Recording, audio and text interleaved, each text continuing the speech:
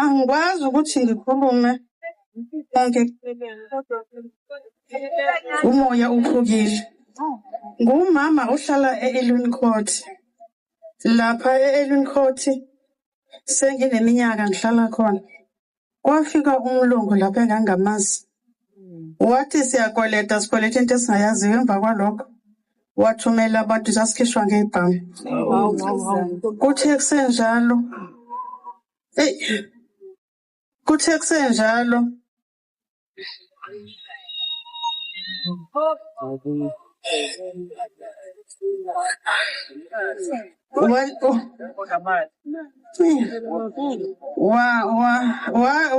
lo mlungu lo wabuya wazosikhipha endlini. Akasikhipanga ngesikhathi esisodwa, wangikhipha kokuqala ngo-2019. Ngahamba ngabuyela khona ngathi mina no, indlu phele yami awukwazi ukuvela ungikhiphe kanjalo. Ngabuyela endlini. Kwaba yilesi sikhathi se-COVID, wasahlala endlini. Kuthe emva kwalokho kwafika ibhono elalihamba namaphoyisa. Lafike lathi mina ngingene ngokungemthetho la endlini. Lena indlu eyalo lithengele unkosikazi walo lo elihamba naye. Awu ngase ngithi ngiyakuzwa-ke mangabe usho njalo, angiphikisi. Kodwa-ke wena-ke mangabe uthi eyakho, ngicela ungivezele ubufakazi bokuthi nje eyakho. Ngoba mina obami ngizoveza. Hayi, angabi ibhunu ukuliveza bese lithi iphoyisa awuveze obakho ubufakazi. Ngithatha itayitela lami ngilibeke la. Ngithi nanti ubufakazi bami ukuthi indlu eyami. Hayi agolozeke lo mlungu asho ukungixutha lelo file lelo. Sidonsisane-ke nokhiye wendlu lakho kuze kube ukuthi uyawina utshona ngakuyena. Awuthathe akasebethe amaphoyisa akamnikeza ukhiye sehambe senkantolo kuzana emaphoyiseni. Kulo mkhulu ngophethe lapha emaphoyiseni. Mefika lapha emaphoyiseni ngifike ngabona ngisho lento engiyishoyo ukuthi angali, kodwa nje mengivezela ubufakazi bokuthi yena indlu eyakhe ngizophuma ngihambe. Lambuza nalo iphoyisa leli elikhulu lasekulo. Lathi veza phela ubufakazi, ugogo ufuna ubufakazi kuphela. Wathi akanawo. Kwaphela kanjalo kolathi umlokhuzana ngibuyele endlini ngahlala. Ngithe ngisahlezi kanjalo ngabona ukuthi angeke ngihlale kancane ngoba kakusekusondela izinsuku zokuthi ngiyokwenza i-operation yalapha esiswini. Kwafika i-date yokuthi-ke ngisengaphakathi yokuthi ngihambe ngiye esibhedlela la e-Edington. Mangifika khona ngangena ngomhla ka-10. Kwaphela izinsuku ezintathu ngiphakathi la. Kwaphela izinsuku ezintathu ngisesibhedlela ngezwe ingane sefika ngoba kangangenwa-ke esibhedlela ngaloso sikhathi. Ngezwe ingane seyifona zithi ma sisemnyango nabantwana, yini kwenze njani manje? Usupervisor lo ogama lakhe lingu-Esther, kube khona lo okuthiwa uClifford, uyena owafike wavula endlini yami wathatha ingane wayibeka ngaphandle walahla impahla emnyango washaya ukhiye. Ucabangeke kulowo mzuzu angikwazi nokwenzani. Ngisesibhedlela zantazi ingane azazi ukuthi izobhekaphi. Ngathi mangiphuma lapha esibhedlela ngoba ngahlala inyanga namasonto amathathu. Mangiphuma akukho la ngizobuyela khona. Ngancediswa umakhelwane engaze ngasindela kuyena owase-5 e-513. Wangihlalisa-ke ngaze kwathi ngoba angikwazi nokwenzani kwaze kwangcono ukuthi ngikwazi ukuthi ngilulame. Lapho kulo mzuzu ngiyandiza njani naye uthe sekufike isikhathi sokuthi phela umuzi wakhe unamndeni naye. Umndeni wakhe uyeza. Kufanele ngiphume ngibone uba ngithini. Hayi sahlakazeka-ke kwawumahlakahlaka sesabe sigobobisa la sigobobisa la. Okungangokuthi ukuhamba kwalendlu nginomntwana oyedwa womfana. Wathi mabebakhiphe lokhu esikhipha laphayana. Bantwana bami nizoshonaphi? Wathi ma asazi. Ngoba nalapho ngikhona ngikwazi ukuthi nginibeke. wathi uyohlala nomngani wakhe. Mehlala nomngani wakhe nange sephenduka iphara umntanami usemgaqweni kumanje ulala phansi kwebridge. Ngithi ngisabathe heke nakho ke nanga umzukulu wami. Ngithi mangabe ngiyafika ekhaya lokho lapho ngike ngikhusele khona kulo muzi lowo nakulo muzi ekubona kuyimanje kufanele ngesonto ngibe ngingekho khona. Angazi ukuthi ngizobheka kuphi khona.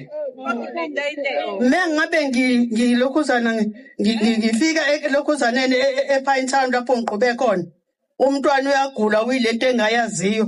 Yini kwenze njani ngicela imoto kamakhelwane simbambe ngengubo simlethe la eDington. Mesifike edile kumntwana bafike bamlalisa umntwana yini idokotela. Ungenwe amakhasi. Ngoba nalapho ngihlezi khona vele akho winti.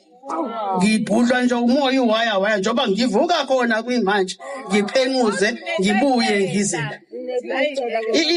Umoya wami ubhlungu indlela engimbone eyiyona umzukulu wami. Angilalanga ubhlungu kuze kube manje ngithi mangicabanga ngizwa ngathi inhliziyo yami. Ubhlungu. Hey, ngiyabonga bantwana. Hayi kwathanda ukuba nzima bazalwane. Sinawe gogo.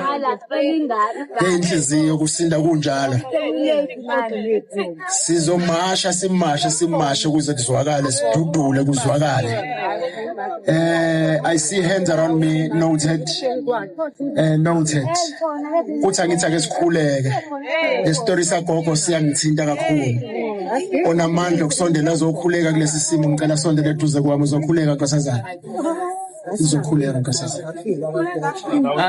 Before ngikhuleke besaqala imfiliso kancane phezu kwalo ngihamba nabogogo bakhona abaningi la emva kwami abasuke eLwini Court okungukuthi ivele kade yaqala ukuliwa lempi yogogo akayedwa baningi ibhilidi likhulu kunama units awu 144 bengekho mistaken awe RDP banikwa uhulumeni kodwa kunesiphithiphithi esithize njengama South Africans siyazi ushliwa la kushoniwe ngala kushoniwe ngala whereby Daisy Body Cooperative ihlangene ne-supervisor yakhona babhizi badayisa ama-flats ogogo bese befaka ama-foreign dayisa i-flat ya ukuthi bengisabhizi khona abanye ogogo bengisayobalanda manje angazi noma ugogo bekumentionile nalokho kodwa into eyenzakalayo bayafike badayise ama-flats ogogo bafaka ama-foreign bese yarent badayise ogogo bese yarent. That's what is happening laphaya. So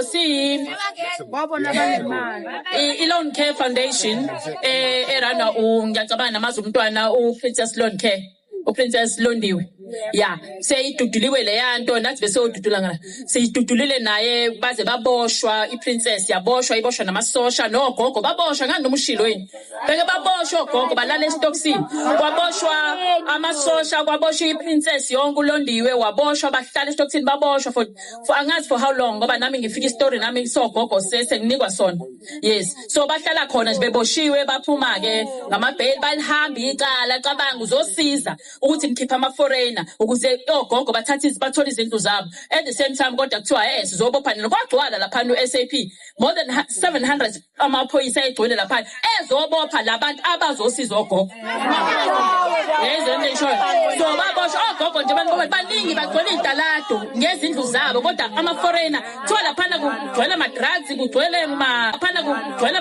kugcwele Prosi ayikho into engenziwa laphayana amaphepha enziwa ayikho iphepha ngikuthone ID ungenzelwa nje siswami ungenayo bazokwenzela khona laphana wona amalentuzana abantu bokufika bangale. That's what is happening laphaya elentuzana. So sengivala ke bese ngiyakhuleka njengoba mthethwambe ngithi ngizoshala le point kodwa sengizosaka sengikhuleka ngifike sekuthiwa kuyakhuleka sengikhuleka kodwa ngiyacela bafowethu ngiyacela izalwa leza inhliziyo ibhlungu yamazi umuntu omdala ugogo aphume akekho yedwa baningi omunye bebenqaqisha 3 days ago bafika bejenesi yangena la sizokula siphuma bamtshela phuma ngoba batshela phuma endlini yakho phethe ititle kuthiwa phuma uphethe ugogo bonke banawo akekho ongenalo kuthiwa phuma udayisa izindlu without them knowing. Okay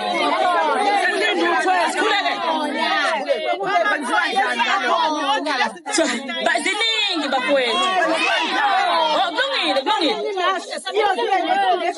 yeah ebeke yedwa beke ake sigibise ayithi amakhadi asikhuleke siyahamba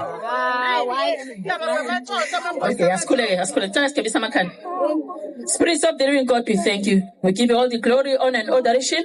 We worship you for who you are and what you represent in our lives. We thank you, Nkulunkulu namandla ngazo zonke izinto othe wasenzela zona. Siphinde sibonge Jehova ngokuthi usilethele laba bantu ke Nkulunkulu babona amandla lapha eKwaZulu Natal Jehova bezosiza Nkosi yami ngazo zonke inkinga ezobe sibhekene nazo. Sesicela umoya wakho ke Nkulunkulu wamandla uthele ngaphezulu kwabo ke uthathe amandla wabo kube wamandla akho azosebenza ngaphezulu kwabo ke Nkulunkulu babona amandla. Kube wena ozobaqhuba ke Jehova. The blood of Jesus Christ must be upon them. Nibanika amandla bahambe balo ngendlela abangalo ngayo ke Nkulunkulu babona amandla. Bezona le crime esibhekene nayo la eSouth Africa. Bezona le crime nale esibhekene nayo la KwaZulu Natal, especially nakubantu abadala kangaka abakhulile Nkosi Nkulunkulu babona amandla. Basabantu labo bayaphila. Banika amandla ke Nkosi yami. You said Nkosi yami in the word, your word Nkosi babona amandla, you said Nkulunkulu wami is for us to you will prosper us in Nkosi babona amandla, but you will not give us, you will give us no harm, but to prosper us and give us hope and good life. Laba goga bana good life, bana hope Nkulunkulu babona amandla. Sizeke nangedudula ke Nkosi yami nje bisifikile Jehova. Uthela umoya wakho ke nalomsebenzi bekade usuwenziwe nayi princess. Bafike bakwazi ukuthatha baqhubeke nawo njalo ke Nkosi yami. We bind every spirit ke Nkosi yami esohlupha amaphoyisa Nkulunkulu namandla. We reject anything that is not of God that will be form of fortune against them in the mighty name of our Lord Jesus Christ. We thank you, we give you glory and honor and adoration.